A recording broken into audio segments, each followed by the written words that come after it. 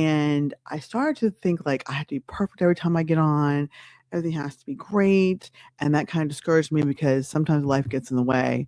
Like Mother's Day, I wanted to jump on here, but it was crazy with mothers and kids and dogs and trying to get, stuff going. So I didn't do it. And as the days went on, I'm thinking, I really want to do this podcast, but I just need to make the time to make sure everything's perfect. Well, it's not always going to be perfect. This is not going to be the perfect podcast. We're going to have some flaws. It's going to look crappy. Like my whole background here, like I want to clean this up. I want to turn this around to a different setting. So we're going to do that tonight. It's going to be trial and error, but stick with me. I think we have a lot to offer, a lot of advice, a lot of information we can pass on, just a lot of fun. So in the title of my podcast, this is not a dress rehearsal.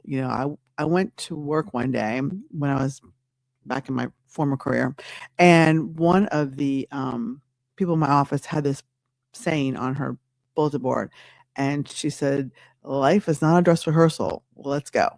And I thought about that. I'm like, you're right. If you keep trying to think like, oh, well, we'll just, do it over. I mean, if I showed you how many recordings I have in my library on my StreamYard here, you laugh over the amount of what I posted.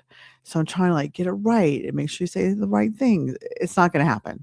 I've watched enough podcasts in the last couple of months to a year to know that the imperfections are what make things fun and great. So I'm just going to roll with it. If I screw up, I screw up. Oh well, so be it.